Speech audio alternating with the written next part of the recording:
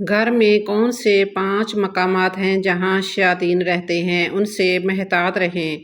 مذہبی لٹریچر میں شیطان پر کافی بحثیں کی گئی ہیں کہ وہ ازلی ہے یا ابدی، فرشتہ ہے یا جن، شکل و صورت کیسی ہے، رہتا کہاں ہے، کھاتا پیتا کیا ہے وغیرہ۔ لیکن قرآن نے شیطان کے ان پہلوؤں کی بجائے اس بات پر فوکس کیا ہے کہ وہ کس طرح۔ بسم اللہ الرحمن الرحیم۔ یہ بات تو بالکل واضح ہے کہ شیطان کا انسان پر کوئی زور نہیں، اور وہ صرف وسوسہ انگیزی کے ذریعے ہی انسان کو اکسا سکتا ہے۔ لیکن سوال یہ پیدا ہوتا ہے کہ وہ کس طرح انسان کے دلوں میں وسوسے ڈالتا ہے، اسے کس طرح ہمارے خیالات کا علم ہوتا ہے، اسے کیسے پتہ چلتا ہے کہ ہمارا کمزور پہلو کیا ہے، اور ہم کس طرح اس کے وسوسہ انگیزی کے فریب میں آ جاتے ہیں۔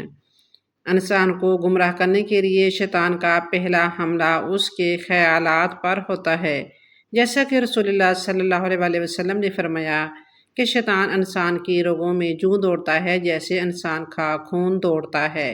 شیطان انسان کو کبھی کوئی برا راستہ دکھا کر گمراہ نہیں کرتا، نہ کر سکتا ہے، بلکہ ہمیشہ اسے سبز باغ دکھا کر گمراہ کرتا ہے۔ مثلاً اگر یہ کام کرو گے تو تمہاری حالت موجودہ حالت سے بدرجہ بہترین ہو سکتی ہے، اور فلاں کام کرنے سے تمہارے کاروبار میں خاصی ترقی ہو سکتی ہے وغیرہ وغیرہ۔ چنانچہ سیدنا آدم و حوا علیہ السلام کو بھی اس نے ایسے ہی سبز باغ دکھائی کہ اگر تم اس درخت کو کھا لو گے تو پھر فرشتوں کی طرح جب فرشتے بن جاؤ گے، تو پھر تمہارا اس جنت سے نکلنے کا سوال ہی پیدا نہیں ہوگا۔ ابلیس یا اس کے چیلے چانٹے سبز باغ ہی نہیں دکھاتے، بلکہ طرح طرح کی دلائل سے اس کے دل میں ڈال کر اسے یہ یقین دہانی کرا دیتے ہیں کہ جو راہ اس نے دکھائی وہ فی الواقعہ اس کے لیے بہتری اور اس کی خیر خواہی کی راہ ہے، اس میں اس کا اپنا کچھ مفاد نہیں، اور اس یقین دہانی کے لیے اگر اسے قسمیں بھی کھانا پڑے تو کھایا جاتا ہے۔ شیطان کا سب سے پہلا ہدف انسان کے صنفی یا جنسی اعضاء ہوتے ہیں۔ انسان کو گمراہ کرنے کی سب سے آسان صورت یہ ہوتی ہے کہ فحاشی کے دروازے کھول دے اور جنسی معاملات میں اسے بے راہ رو بنا دے۔ یعنی اللہ تعالیٰ نے انسان میں فطری طور پر جو شرم و حیا کا جذبہ رکھ دیا ہے، اس جذبہ کو کمزور تر بنا دے۔ ابلیس اور اس کے چیلوں چانٹوں کی یہ روش آج تک جوں کی توں قائم ہے۔ ایسے لوگوں کے نزدیک تہذیب و تمدن کی ترقی کا کوئی کام شروع ہی نہیں ہو سکتا جب تک وہ عورت کو بے حیا بنا کر بازار میں نہ لا کھڑا کریں اور اختلاط مرد و زن کی ساری راہیں کھول نہ دیں۔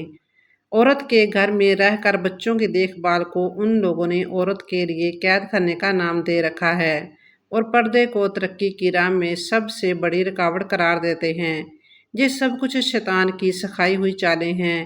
شیطان کے گمراہ کرنے کے معتدل طریقے ہیں۔ ذیل میں ہم ان طریقوں میں سے چند ایک کا تذکرہ کرتے ہیں، کیونکہ جب تک انسان کے جسم میں جان ہے اس وقت تک وہ انسان کو گمراہ کرنے کی قسم کھا چکا ہے۔ جیسا کہ حدیث رسول اللہ صلی اللہ علیہ وسلم میں ہے، نبی کریم صلی اللہ علیہ وسلم نے ارشاد فرمایا کہ شیطان نے کہا تھا، اے پروردگار، تیری عزت کی قسم، میں تیرے بندوں کو اس وقت تک گمراہ کرتا رہوں گا جب تک ان کی روحیں ان کے جسموں میں رہیں گی۔ تو اللہ تعالیٰ نے فرمایا، مجھے میری عزت و جلال کی قسم، میں ان کو مسلسل بخشتا رہوں گا جب تک وہ مجھ سے بخشش طلب کرتے رہیں گے۔ شیطان کے گمراہ کرنے کا ایک طریقہ یہ ہے کہ وہ انسان کو کوئی چیز بلا دیتا ہے۔ ارشاد خداوندی ہے، شیطان ان پر غالب آ گیا سو اس نے انہیں اللہ کی یاد بلا دی۔ یہی لوگ شیطان کا گروہ ہیں۔ خوب یاد رکھو، بے شک شیطان کا گروہ ہی وہ لوگ ہیں جو گھاٹا پانے والے ہیں۔ شیطان کے گمراہ کرنے کا ایک طریقہ یہ بھی ہے کہ وہ بندوں کو لمبی لمبی امیدوں میں مبتلا کر دیتا ہے۔ لوگ لمبی لمبی امیدیں لگا بیٹھتے ہیں۔ ارشاد باری تعالیٰ ہے، جس پر اللہ نے لعنت کی اور اس نے کہا کہ میں تیرے بندوں میں سے مقرر حصہ لے کر رہوں گا اور انہیں راہ سے بہکاتا رہوں گا اور باطن امیدیں دلاتا رہوں گا، اور انہیں سکھاؤں گا کہ جانوروں کے کان چیر دیں، اور ان سے کہوں گا کہ اللہ کی بنائی صورت کو بگاڑ دیں۔ سنو، جو شخص اللہ کو چھوڑ کر شیطان کو اپنا رفیق بنے گا، یقیناً اس نے واضح خسارہ اٹھا لیا۔ وہ ان سے زمانی وعدے کرتا رہے گا اور سبز باغ دکھاتا رہے گا، مگر یاد رکھو شیطان کے جو وعدے ان سے ہیں وہ سراسر دھوکہ ہیں۔ ایک اور مقام پر فرمایا، اور جب کام کا فیصلہ کر دیا جائے گا تو شیطان کہے گا اللہ نے تمہیں سچا وعدہ دیا تھا اور میں نے تم سے جو وعدے کیے تھے تو میں نے ان کے خلاف کیا، میرا تم پر کوئی دباؤ تو تھا ہی نہیں، ہاں میں نے تمہیں پکارا اور تم نے میری مان لی، بس تم مجھے ملامت نہ کرو اور اپنے آپ کو ملامت کرو، نہ میں تمہارا فریاد رس ہوں اور نہ تم میری فریاد کو پہنچنے والے ہو، میں تو سرے سے مانتا ہی نہیں کہ تم مجھے اس سے پہلے اللہ کا شریک مانتے رہے، لیکن ظالموں کے لیے دردناک عذاب ہے۔ شیطان کے گمراہ کرنے کا ایک طریقہ یہ بھی ہے کہ شیطان انسان کو فقر و فاقہ اور محتاجی سے ڈراتا ہے۔ اس کا ذکر قرآن یوں کرتا ہے، شیطان تمہیں فقیری سے دمکاتا ہے اور تمہیں بے حیائی کا حکم دیتا ہے، اور اللہ تعالیٰ تم سے اپنی بخشش اور فضل کا وعدہ کرتا ہے، اللہ تعالیٰ وسعت والا سب کچھ جاننے والا ہے۔ عبد الرحمن بن ناصر السعدی رحمۃ اللہ اس آیت کی تفسیر میں فرماتے ہیں کہ اپنے دشمن یعنی شیطان کی پیروی ہرگز نہ کرنا، جو تمہیں بخل کا حکم دیتا ہے اور تم کو ڈراتا ہے کہ خرچ کرنے سے مفلس ہو جاؤ گے۔ وہ تمہاری خیر خواہی کے طور پر یہ مشورہ نہیں دیتا بلکہ یہ اس کا بہت بڑا دھوکہ ہے۔ اس کے گمراہ کرنے کا ایک طریقہ یہ بھی ہے کہ یہ غیر اللہ کا ڈر انسانوں کے دل میں بٹھا دیتا ہے۔ گمراہ کرنے کا ایک طریقہ یہ ہے کہ یہ انسان کے برے اعمال کو مزین کر کے اس کے سامنے پیش کرتا ہے۔ ارشاد باری تعالیٰ ہے، میں نے اسے اور اس کی قوم کو اللہ تعالیٰ کو چھوڑ کر سورج کو سجدہ کرتے ہوئے پایا، شیطان نے ان کے کام ان کے لیے مزین کر دیے ہیں اور انہیں صحیح راہ سے روک دیا ہے، پس وہ سیدھا راستہ نہیں پاتے۔ اس کے گمراہ کرنے کا ایک طریقہ یہ بھی ہے کہ یہ انسان کو راہ راست پر آنے سے ان کی راہ میں رکاوٹیں ڈالتا ہے۔ ارشاد فرمایا، اور جو شخص رحمان کی یاد سے غفلت کرے ہم اس پر ایک شیطان مقرر کر دیتے ہیں، وہی اس کا ساتھی رہتا ہے اور وہ انہیں اصل راہ سے روکتے ہیں اور یہ سمجھتے ہیں کہ سیدھی راہ پر ہیں۔ شیطان انسان کو اللہ کی یاد سے غافل کر کے اسے اللہ سے دور کر دیتا ہے۔ ارشاد باری تعالیٰ ہے، شیطان تو یہی چاہتا ہے کہ شراب اور جوئے کے ذریعے سے تمہارے درمیان عداوت اور بغض ڈال دے اور تمہیں اللہ تعالیٰ کی یاد اور نماز سے روک دے۔ کیا تم باز آنے والے ہو؟ نبی کریم صلی اللہ علیہ وسلم نے فرمایا، یقیناً شیطان مایوس ہو گیا ہے کہ جزیرہ عرب میں نمازی اس کی عبادت کریں، لیکن ان کے مابین فساد انگیزی کے لیے کوشاں ہے۔ اس امر کو قرآن یوں بیان کرتا ہے، اور اے میرے بندوں سے کہہ دیجئے کہ وہ بہت ہی اچھی بات منہ سے نکالا کریں، کیونکہ شیطان آپس میں فساد ڈلواتا ہے، بے شک شیطان انسان کا کھلا دشمن ہے۔ عبد الرحمن بن ناصر السعدی رحمۃ اللہ اس آیت کی تفسیر میں رقم تراز ہے، یہ اللہ تبارک تعالیٰ کا اپنے بندوں پر لطف و کرم ہے کہ اس نے انہیں بہترین اخلاق و اعمال اور اقوال کا حکم دیا ہے جو دنیا اور آخرت کی سعادت کے لیے موجب ہے۔ چنانچہ فرمایا، بے شک شیطان ان کے درمیان جرمٹ کرواتا ہے، یعنی شیطان بندوں کے دین و دنیا کو خراب کر کے ان کے درمیان فساد پھیلانا چاہتا ہے، اور اس فساد کی دوا یہ ہے کہ وہ بری باتوں میں شیطان کی پیروی نہ کرے جن کی طرف شیطان دعوت دیتا رہتا ہے، اور آپس میں نرم رویہ اختیار کریں تاکہ شیطان کی ریشہ دوانیوں کا قلع کما ہو جو ان کے درمیان فساد کا بیج بوتا رہتا ہے۔ اس لیے شیطان ان کا حقیقی دشمن ہے اور ان پر لازم ہے کہ وہ شیطان کے خلاف مصروف جنگ رہیں، اس لیے کہ وہ تو انہیں دعوت دیتا رہتا ہے۔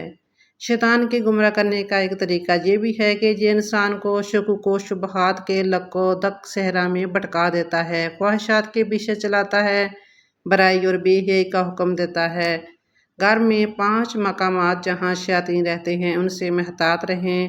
نمبر 1، وہ بستر جس پر طویل عرصے تک کوئی نہ سوئے، ایسا بستر شیطان کا ٹھکانہ بن سکتا ہے، یہ بات سنت میں ثابت ہے۔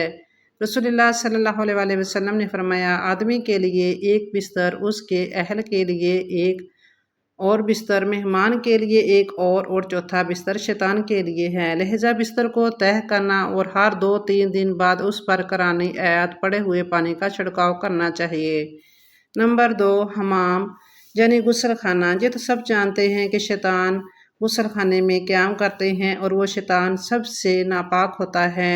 رسول اللہ صلی اللہ علیہ وسلم نے فرمایا، یہ غسل خانے پر شیطان ہیں، لہذا جب تم وہاں جاؤ تو کہو اعوذ باللہ من الخبث والخبائث، جانی اے اللہ میں ناپاکیوں اور ناپاکوں کے شر سے تیری پناہ مانگتا ہوں۔ غسل خانے میں داخل ہوتے وقت دعا پڑھنا اور وہاں سے خاموشی اختیار کرنا ضروری ہے۔ نمبر 3، وہ کپڑے جو طویل عرصے تک بغیر استعمال یا صفائی کے لٹکے رہیں، چاہے وہ الماری میں ہوں یا باہر۔ رسول اللہ صلی اللہ علیہ وآلہ وسلم نے فرمایا، اپنے کپڑوں کو لپیٹ کر رکھو، کیونکہ شیطان ان کپڑوں میں قیام کرتا ہے جو لٹکے رہتے ہیں۔ اکثر لوگ کپڑے تیار حالت میں لٹکا کر رکھتے ہیں، لہٰذا ان سے محفوظ ریز کے لیے وقتاً فوقتاً ان پر قرآنی آیات پڑھتے ہوئے پانی کا چھڑکاؤ کریں یا الماری کھول کر سورۃ الفاتحہ اور آیت الکرسی پڑھیں۔ نمبر 4، آگ جلانے کی جگہ اور چولہا۔ یہ شیطان کا پسندیدہ مقام ہے کیونکہ وہ آگ سے پیدا ہوئے ہیں، لہٰذا جب بھی آپ آگ کے قریب جائیں یا اسے جلانے لگے تو اللہ کا ذکر ضرور کریں۔ نمبر 5، اگر کوئی کپڑے لمبے عرصے تک الماری میں لٹکے رہیں یا انہیں صاف نہ کیا جائے تو شیطان ان میں اپنا ٹھکانہ بنا سکتا ہے۔ انسانی یا حیوانی شکل کے مجسمے، تصویریں، یہ اشیاء ملائکہ کے داخلے میں رکاوٹ بنتی ہیں اور شیاطین کے لیے ٹھکانہ فراہم کرتی ہیں۔ سیدنا جابر رضی اللہ تعالیٰ عنہ سے روایت ہے کہ رسول اللہ صلی اللہ علیہ وآلہ وسلم نے فرمایا، بے شک شیطان کا تخت پانی پر ہے اور وہ اپنے لشکر کو دنیا میں فساد پھیلانے کے لیے بھیجتا ہے جو آدمیوں کو گمراہ کرتے ہیں، اور شیطان کے نزدیک مرتبہ میں سب سے بڑا وہ ہوتا ہے جو جتنا بڑا فساد ڈالنے والا ہو۔